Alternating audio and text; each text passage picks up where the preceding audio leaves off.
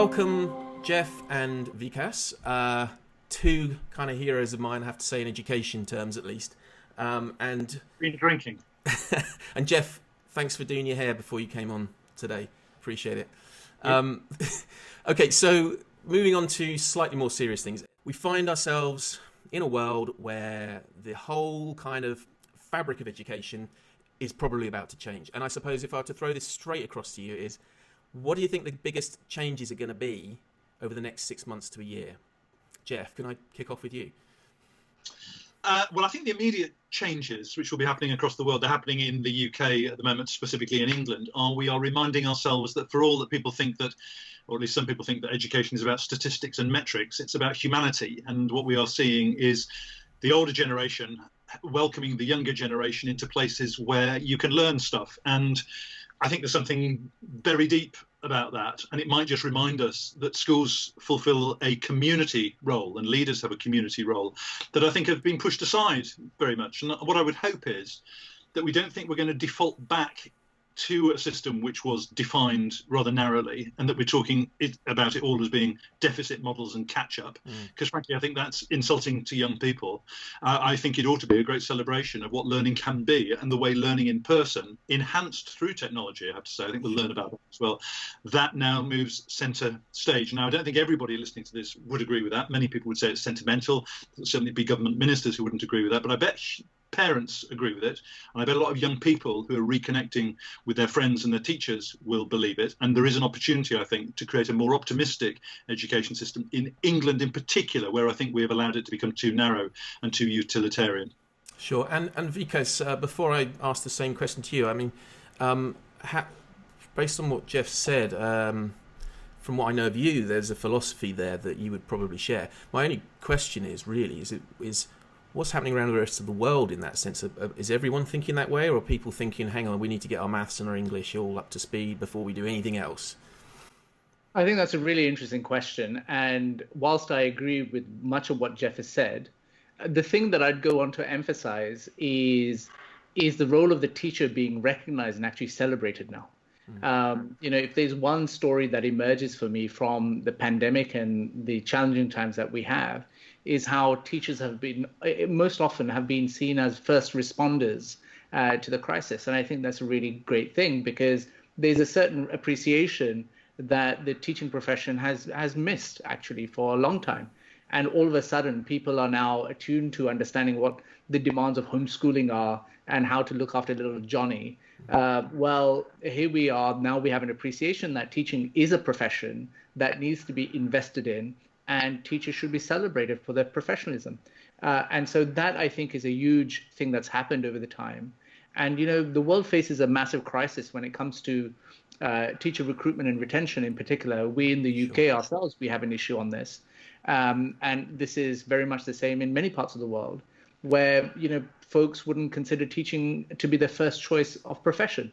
And I think why is that? Sorry, because we kind of know, certainly from the UK perspective, why is it happening in other parts of the world? I'm going to come back to the original question, but I'm just keen to explore that for a second. I think that there's two different reasons depending on where you are, right? So if I look at the developed world, what we hear often from teachers is workload, stress. It's less about remuneration in that sense. Teacher rights. All of these aspects are really important, I think, to square off, to make sure that we value this profession. In the developing world, it very much is about remuneration, actually. Right. That's what we found, and we've commissioned a lot of studies on this in the past that actually tell us this. And so, you're not going to get the best and the brightest entering the profession when you don't compensate or remunerate them in the way that they should be. And so that's why they go on to become, or take up other professions. Sure. That's what we do know. Sure. Thank you. And Geoff, I know it's an area you'll have opinions about, but going back to your comments about the community, you know my education philosophy, which is very, very steeped in the developing the whole learner. But is there not an argument to say, just as a footballer or a musician, for example, would grow confidence and a sense of well-being from the skills that they learn or the knowledge that they generate? So, for example, if you're improving your English and your maths, you're going to just feel much better about yourself than if you have lots of kind of fluffy well-being stuff. Does that make sense? Oh yeah, exactly that, and that's why, particularly if you come from a background which, for example, isn't like this. That is, you're not surrounded by. You're showing off now. Books essentially are a proxy for something else. They're a proxy for a culture which is going to give you language which will open up other worlds for you, and you can do that, frankly, through conversation. So if you've got a household where what you do every day is you sit down and you talk to your parents and that kind of thing, and you look at the news and all of that opens worlds. Now, what school does is particularly for you if you come from a background where you haven't been able to look into those worlds, either historical, geographical, scientific, or whatever, it has a very significant effect. And that's why those communities are the ones where we need our teachers not just to go and work, but then to stay in them. And we've got a very distinctive problem in the UK education system, less so in Scotland, actually, but particularly in England, of people not investing in that. And I think your point about taking us back to why are we doing this thing, I think a lot of teachers, for all the anxiety of going back at the moment, inevitably there will be, that reconnection with young people, that sense of core moral mission on behalf of the next generation, I think is going to be an extraordinary one. And, you know, taking Vikas's point, what we've seen for the first time in 6 years are teacher recruitment numbers starting to go up this year. Part of that is because people, maybe parents at home, are thinking, actually, maybe there is a career there which I have dismissed previously, and which I would like to do something which leaves that kind of dent on the universe, as Steve Jobs thought it. Yeah, it's an interesting one. Again, linking it to the recruitment bit. So let's just imagine we're in a world where actually teacher recruitment isn't an issue, and people not only feel well remunerated, but feel like there is an inner desire to teach and to get that kind of that buzz, if you like. Imagine we're in that world right now, and I gave you £1 million for your school. What would you do with it in the next 6 months to a year?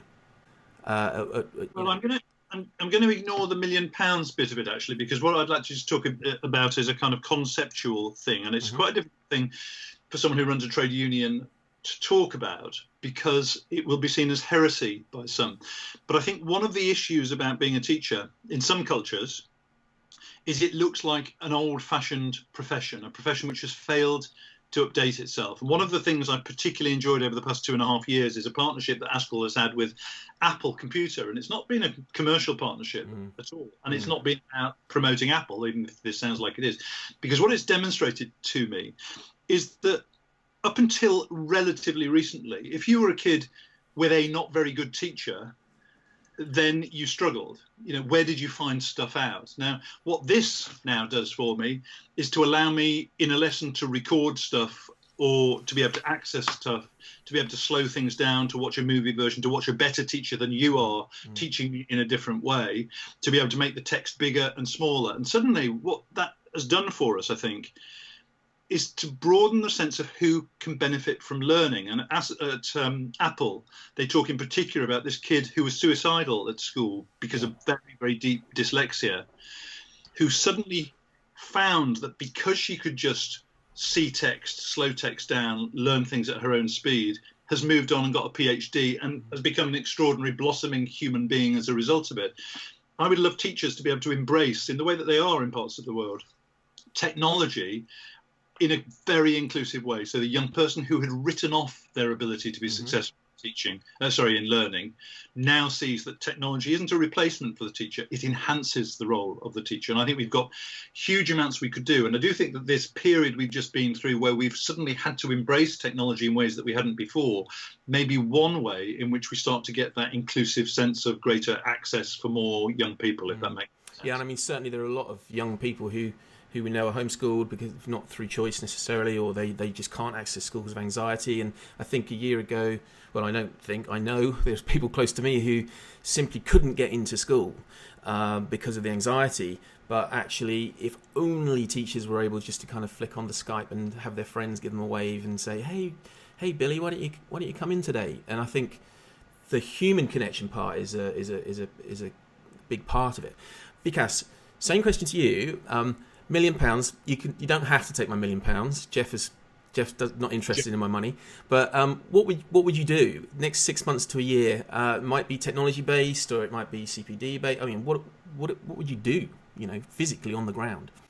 So there were two or three things, but the first thing I want to mention is, unlike the two of you, I don't have a teaching background, and so my perspective is very much as an objective observer in that sense, and someone who has the opportunity to go and speak to people regarding this subject.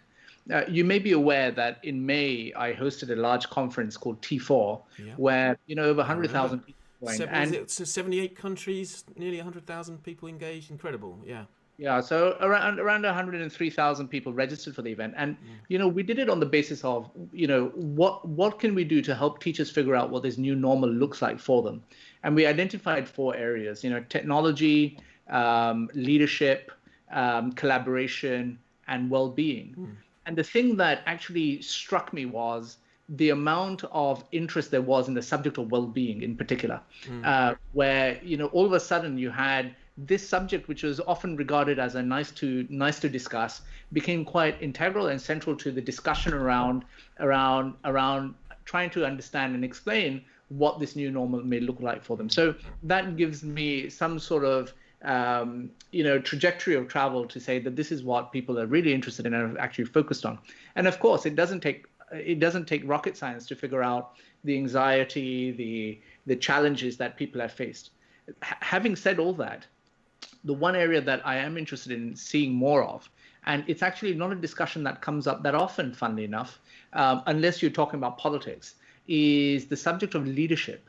And so I think we have to look at developing leadership through all the levels. And I'm not just speaking about teachers, but also school leaders, system leaders, even on a political basis in terms of in education. And if there was a silver bullet, if you'd call it that, I would probably invest your $1 million in some leadership interventions that actually promote the development of leadership competencies and capabilities. Training of it's not just training. I think leadership programs in particular are based on three things, right? One is around a deep domain expertise, which you'd hope that teachers already have, right? But that's not saying that we assume that everyone in that education ecosystem has that deep domain expertise, whereas we know things like the A-level qualifications problem, all these kind of things. You'd think that the Secretary of State knows what they're talking about, but they don't. So deep domain expertise is, I think, quite important. The second is about mindset. How to get stuff done. And there's not much that actually is taught by way of formal education in terms of how you develop the mindset to get stuff done. And the third thing is actually business skills. I think not many people have them. And whether it's very simple things like, how do you chair a meeting? How do you create a program of some kind or another that involves time management and collaboration? I don't think why should we assume that people are good at this? And so these three areas, I think is where a leadership program of that kind would do very well, especially when we look at the gap that exists, especially when it comes to system leadership. And that's what I would focus on probably. That's interesting because I had a great conversation with Sonia Gill the other day, who did an interview with her. She's an education leadership coach, runs Heads Up, and two kind of aspects. One is this journey to outstanding, which is this leadership development. The other one is as pragmatic as having difficult conversations. And what resonated with me when you said, how to chair a meeting, this kind of thing.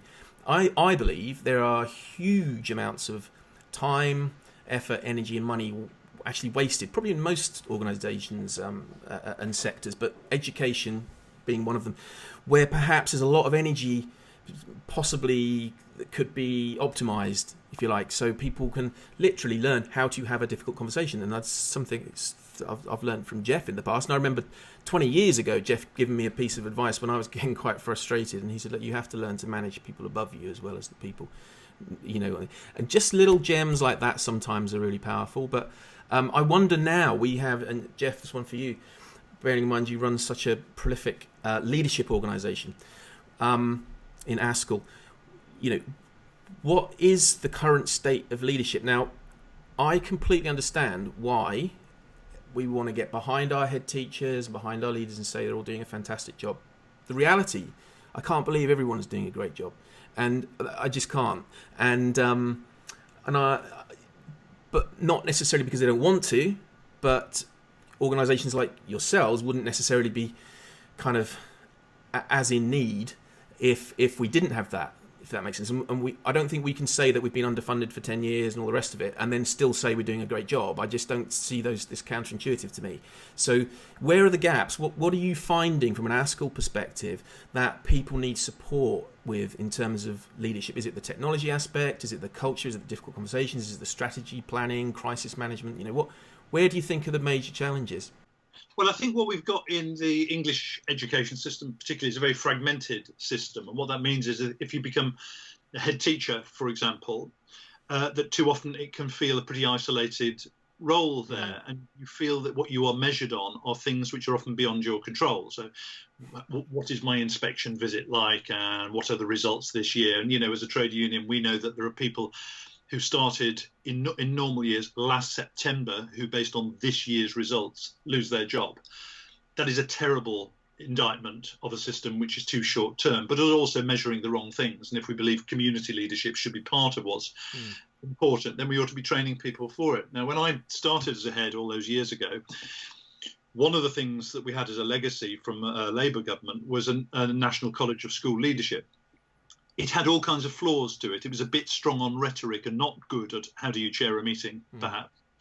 But what it did do was to give you a sense, and in the early days, Tony Blair would come and welcome you all to the initial conference. So you had this sense that you were part of a national mission to educate the nation's young people. And I do think that the best of our multi-academy trusts in the English system are able to do that kind of thing, so that you step into headship and you don't feel that you are atomized and isolated, because there is someone there who is mentoring you through the process and giving you that kind of skill set that you want. And I think Vikas is absolutely right. That's what we need to invest in more. But your starting point must be, I think, what is leadership for? And I think Michael Fullan's point, what great leaders do is they create great teachers.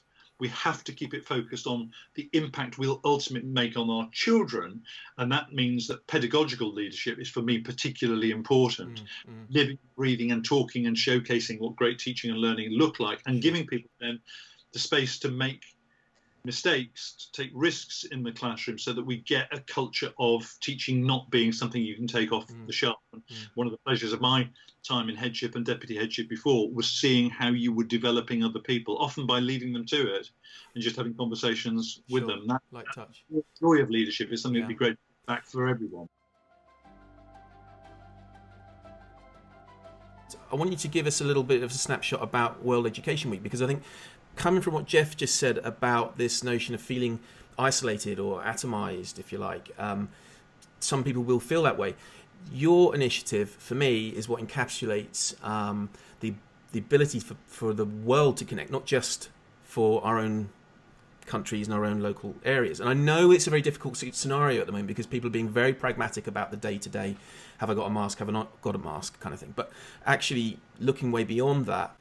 So, in 2015, the UN and every single government signed up to a set of goals called the Sustainable Development Goals, one of which is around the provision of quality education. And unlike its predecessor set of goals, this one focused on improving the quality of education as opposed to just access to education. And so that made it incumbent upon systems and education all over the world, and not just in the developing world, to focus on this target. And 5 years on, there was a sense check done that said that, on SDG number 4 on education, things have slowed considerably, and we only have another 10 years left to try to achieve it. The effects of not doing so, I think, are so tragic, given we live in a world of abundance, actually, in terms of what's possible. And so COVID has come along, and, these problems have been compounded.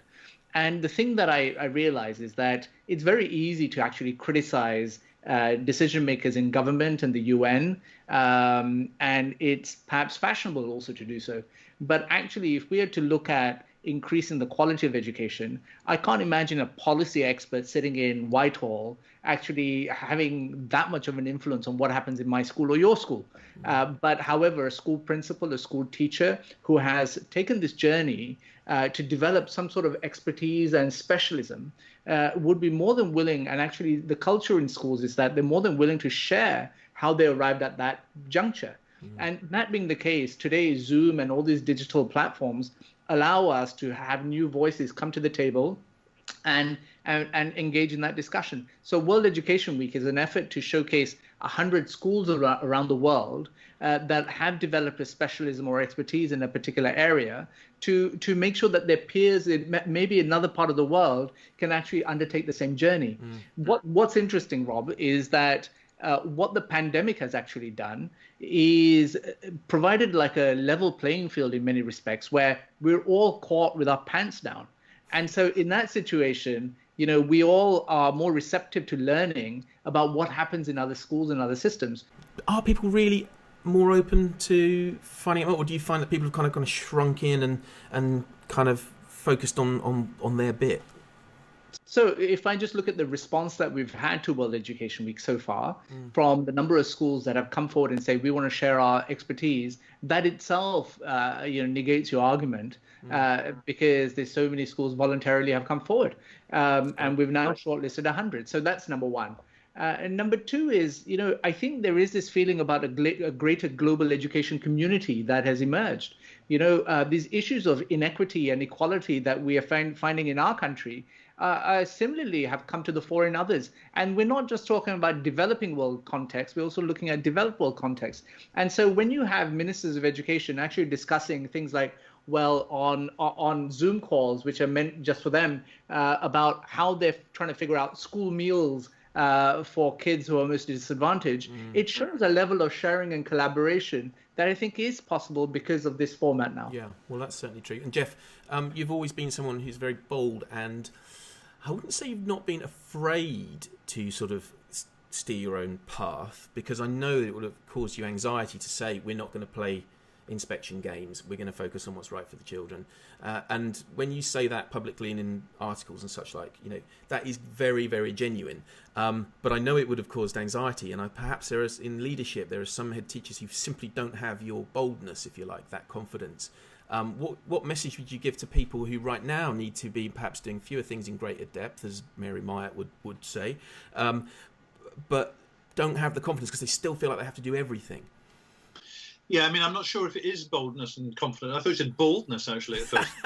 I think it's also context. So I was in a context where the school that I happened to get the headship, those parents and those governors absolutely wanted us to create in a comprehensive school the kind of opportunities that you would want for your own kids. That is, successful in the classroom, but not at the expense of other stuff around the classroom. So we put, as you know, because you work with us, an incredible amount of time, not just into providing extracurricular music and sport and the arts and so on, but talking about it as well, explaining why it was so important. Yeah. Now, if I'd been in a challenging coastal context, it might be that I had governors who didn't think that was important, because what they might say is, hang on a minute, getting kids their qualification is their passport to success.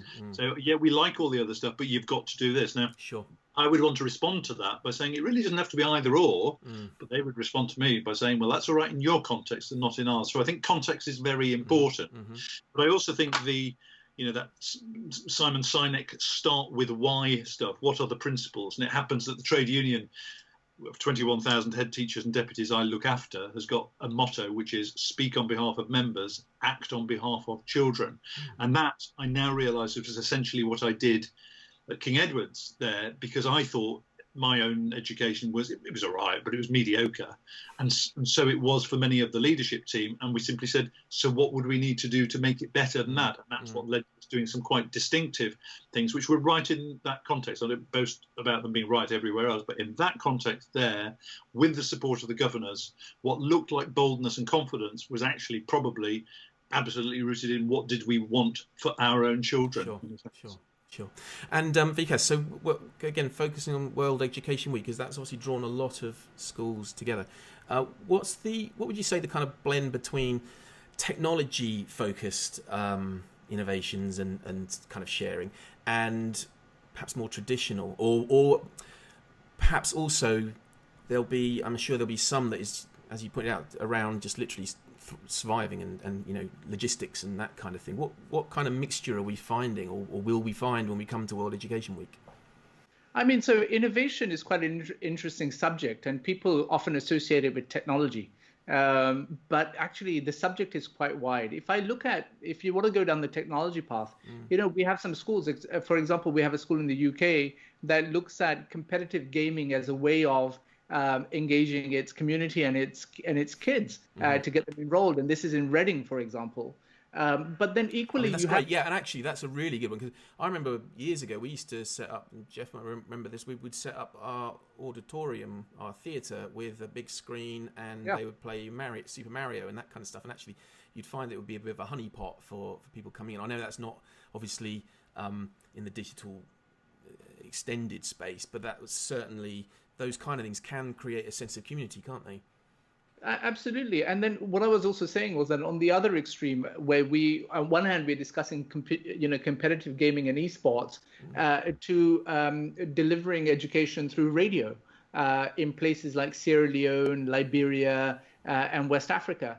Or you're looking at the use of YouTube in Brazil for curated lessons. Right. Or you're looking at live tutoring using technology in India to reach the most marginalized. And so it's one of those things where, people are still trying to figure it out. And those schools that have actually think they have some mastery over the subject are just willing to come and share. I think that's fabulous. That's brilliant. And I've got some, there was a research report commissioned by Pearson, September 2019, I think it was. And they've updated it quite recently. Obviously felt there was a need to update it. And there are 7 key trends that have come out. There's about 8,000 people globally who completed this survey. I'm just going to read you these, if that's okay, and ask you a couple of questions around this. It's all related to what we've been talking about. But this is what the outcomes are. Okay, they're headlines, so take them as you will. There is no returning to a pre-COVID-19 education world. Globally, more than 3 in 4 people believe that education will fundamentally change, which is what we talked about. Second outcome, trust and confidence in education systems is on the rise nearly everywhere. That was interesting to me, bearing in mind this update was done at a time perhaps when education... There's one thing, Rob, and in fact, Geoff mentioned this, and I'm not as bullish on this as perhaps Geoff is. Which is that change is irreversible. We've had, and I don't talk just in the UK context, but I take examples of other pandemics that have come and gone. And surely they're not at this scale, I accept that, but they've been nonetheless devastating. If I take Ebola in West Africa, of course, yeah. And what happened over there, I mean, literally countries died during that pandemic. We're not even talking about small populations. And yet the education system just continues. Right, as exactly what it has. And so what you'd have thought is an opportunity or an understanding that change is here to stay and things will turn for the better. I'm not sure, and I think that's where I come to the point about leadership, too, and that's what I see. And so I get fed up with all these discussions that I'm drawn in on the future of education, and the amount of PowerPoint slides I must have seen on this are just yes. They're just crazy. But actually, crazy. My belief has been around, schools will adapt to the environment that they're in and the circumstances that they're in. And that's what we're finding at the moment, right? And so in that respect, I would say to you that the biggest determinant of change is one of political leadership. And this is why I applaud Geoff and his work in making sure that, they hold government to account. And I think it's really important to do that. Geoff is right in the sense that, leadership at all levels is important, but equally is giving teachers and school leaders and learners a voice. And through Geoff's medium, I think he's doing that really fantastically well. But again, I come back to the point where this report, like you mentioned, talks about changes here to stay. I would challenge that. Yeah, just comment on that. I would agree with a lot of that. And I am probably not bullish about it, but I do think that we will see certain things which will not be able to default back. I don't mean in education, I mean in lifestyle terms, for example, right? And I also think that what we will see in the English education system, where you've got much more autonomy for people, is people saying it really cannot be good enough anymore that after 12 years, a child is going to leave with a GCSE grade 3, a grade 2, or a grade 1, which is defined as a well, not a pass, it is a fail. That I think there are more and more people saying that probably the solution to that isn't political. If we wait for our politicians to grasp that and to have the guts to say, how could it possibly be fair that those kids aren't given the dignity of something they can leave and say, look what I can do. I think there's enough of us now saying, right, well, we'll do it. And the beauty of the English education system through its multi-academy trust system is you only need a few of those trusts to say, we're not going to do GCSE anymore. We've got our own qualification, like some of those great independent schools, like the Bedales of this world. We're going to do a qualification which we believe is right for our young people, which employers are going to recognise, which parents trust.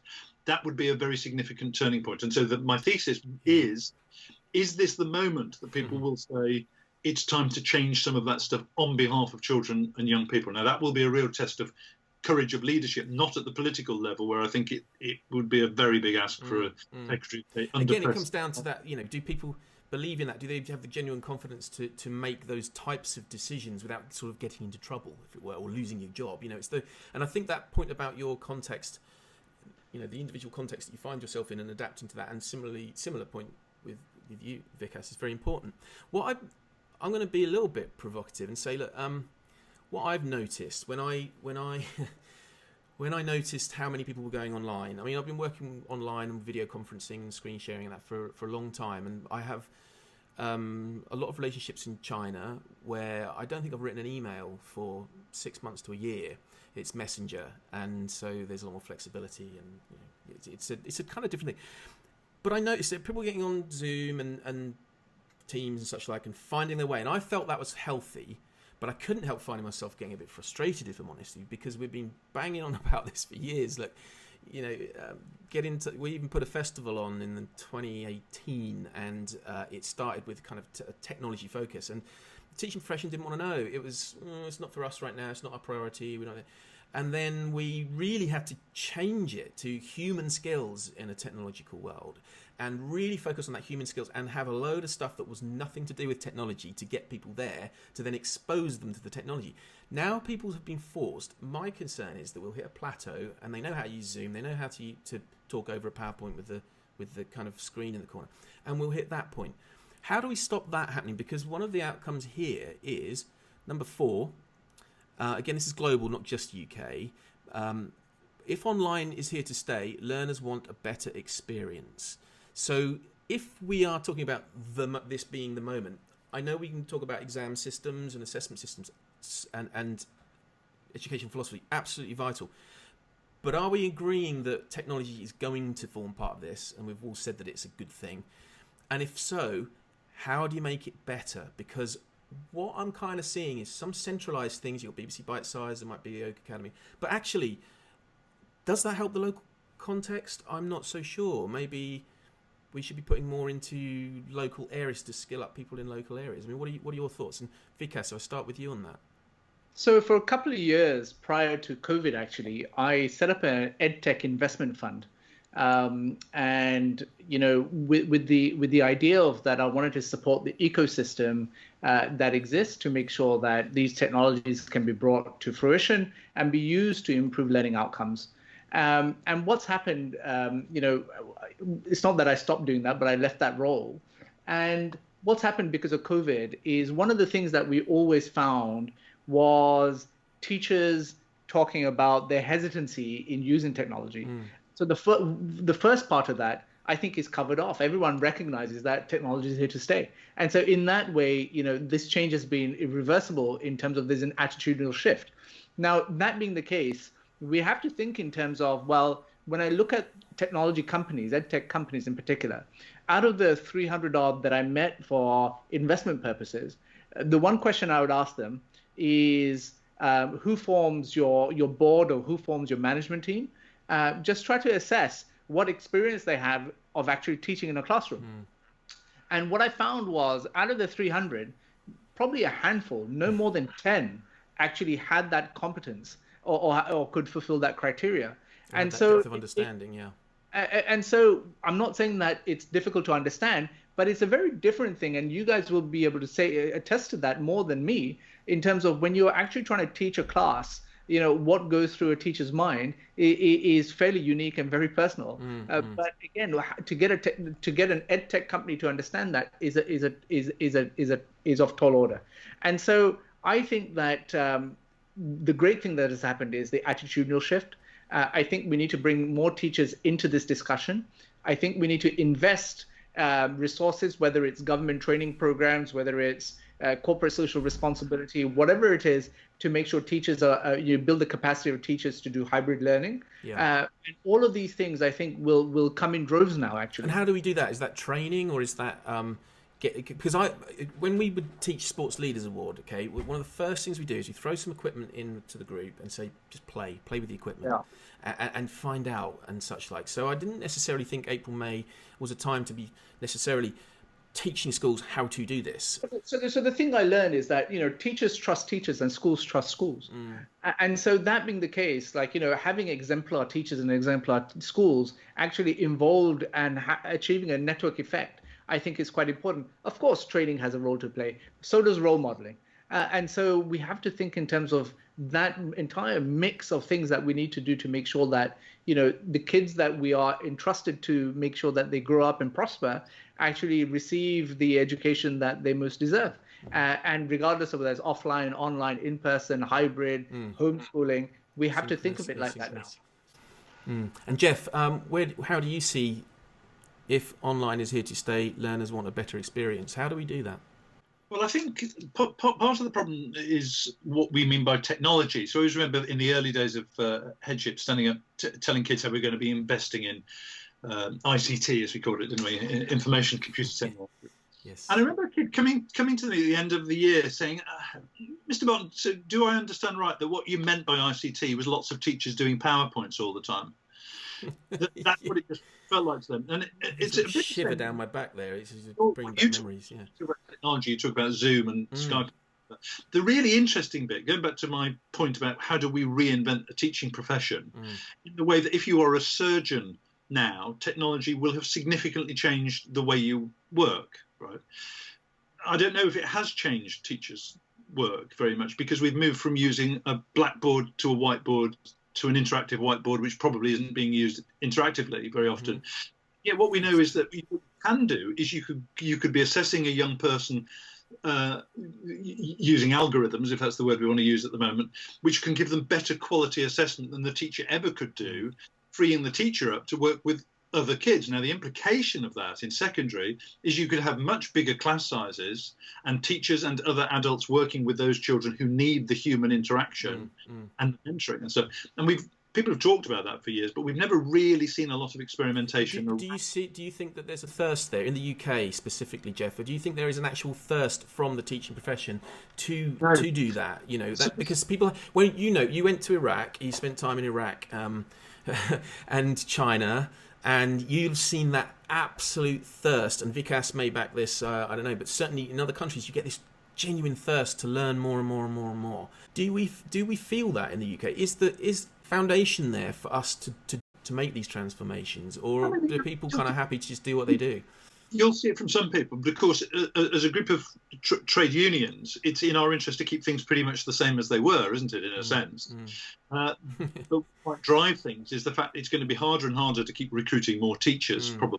And unless we reinvent what it is to be a teacher so that your lifestyle can be better than it would be if you were a solicitor or a doctor, that it becomes the kind of profession that in Finland it is, the wannabe profession, part of that will be technology doing some of the heavy lifting of assessments, bringing home piles of books to marking. You're not emailing your colleague you're doing a job share with because technology is helping you to do it. And I just think we're at the beginning of that. Now, I think most teachers would listen to that and think, God, I'd like some of that, please. If it's going to improve my ability to teach, but it's going to improve my ability for children to learn and improve my work-life balance, there will be pockets of innovation starting to do that. And now is the time, I think, for us to try and celebrate that and share that. And I think exactly what Vikas says, that ability of schools trusting other schools and looking to each other rather than... Well, it's a good point. And Joe Dale, I don't know if you've come across a guy called Joe Dale. He's got a global following on Twitter. He runs something called the MFL Twitterati, and it's MFL teachers from around the world who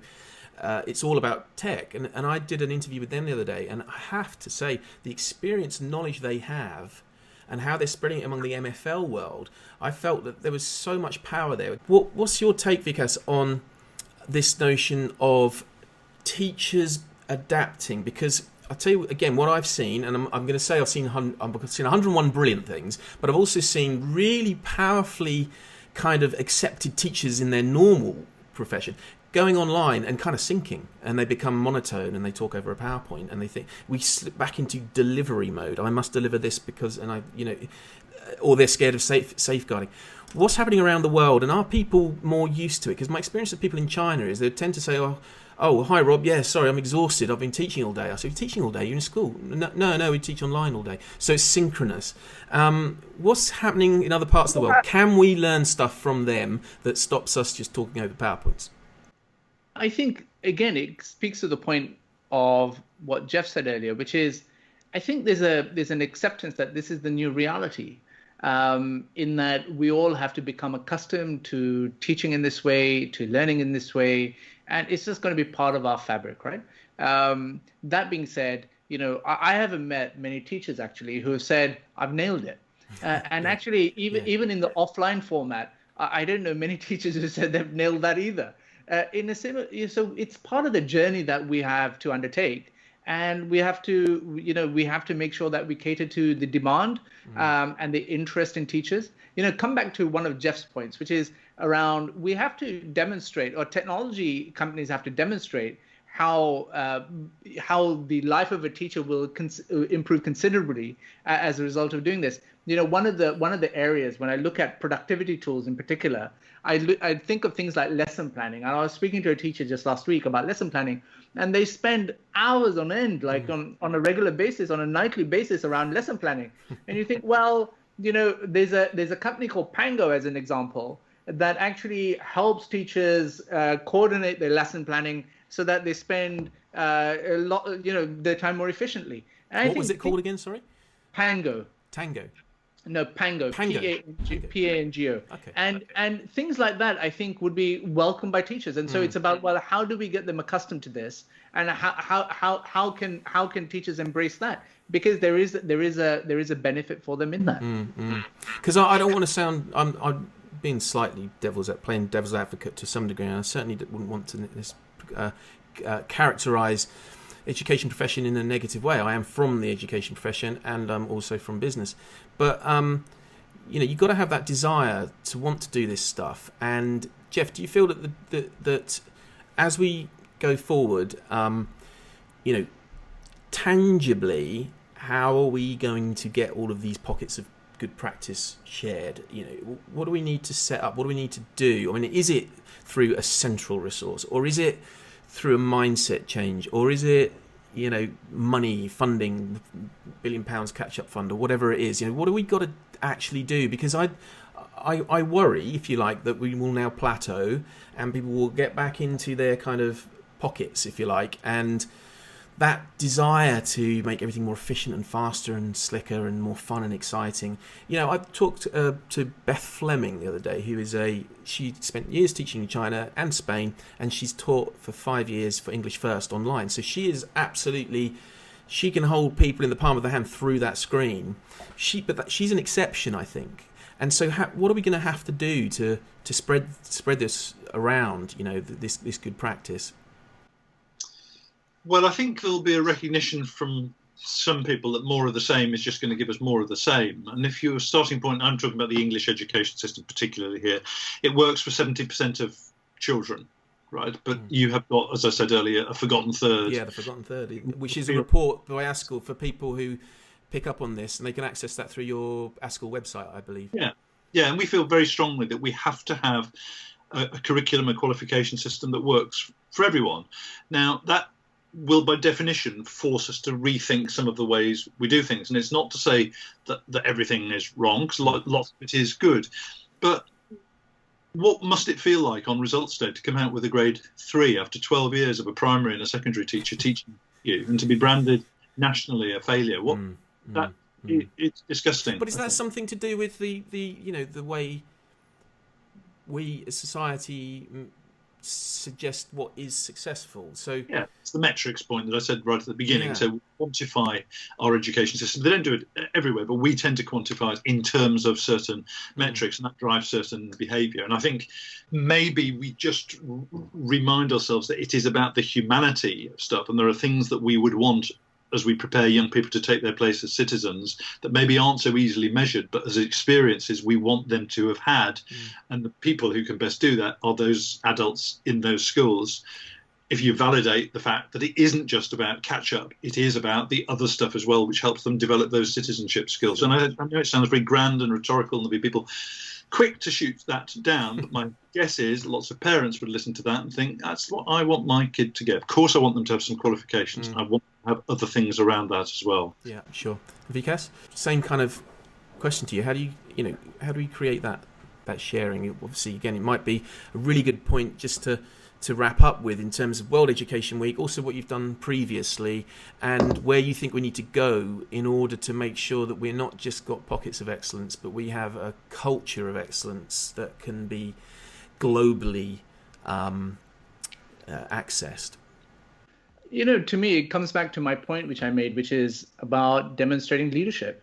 And it sounds a little bit hackneyed. I mean, lots of people talk about it, but you can't underestimate the value of a good leader. I mean, look at the world today and how it's ablaze because of bad leadership we keep on talking about.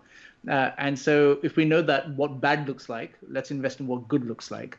And that's how we mainstream culture, practice, excellence, and look after the prospects and livelihoods of so many people in the world.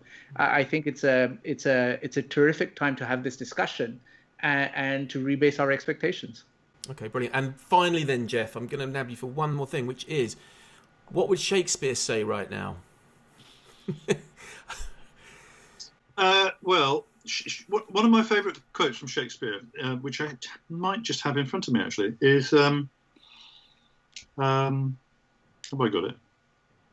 Oh yeah, this is, so Macbeth has been working his way through trying to get power, and he does it by just killing lots of people, and he suddenly loses his nerve, and he says, I am in blood, stepped so far that should I wade no more, returning were as tedious as go over. In other words, you have to read that rather than hear it, I think. In other words, I've got this far, I cannot go back, I have to push on forward. Now, he's doing bad stuff, but it seems to me that with us, recognizing that we've got an education system in lots of bits of the world which is working for lots of people, the next bit, the real challenge, is how do we make it work for more? And that will be about pushing on, learning from what we've done before, but being prepared to take your word earlier, Rob, bold enough to say there are some things we will have to do differently.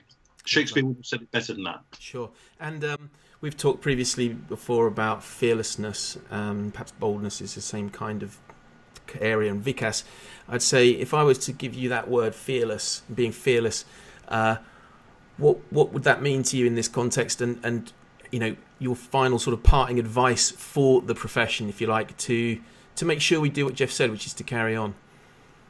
Find your voice is what I would say. I think it's really important in today's world where there's a vacuum of ideas, actually, that actually those at the coalface who are actually delivering education should be listened to. And that only happens when teachers express themselves, they communicate, they tell stories about what's happening in our classrooms. And I think it's a really powerful thing. I actually attended an event last year with Obama where he talked about his time as president. And he was asked, by the way, yeah. Like you do. And and he was asked, what is the biggest leadership lesson you've learned? And he said how policy no longer moves the needle, but stories do. And I think it's a really important thing when someone like that says so. It resonates so well, right? And so in that way, I would implore all educators to find their voice and learn how to tell effective stories, because that's how we will move and galvanize society. And I love both of your positivity, because I've done my best to be a little bit dig for some negative, but actually, whilst you recognise the challenges, you also absolutely recognise that there's a brilliant future ahead. And let's be honest, we do have millions of amazing teachers across the world.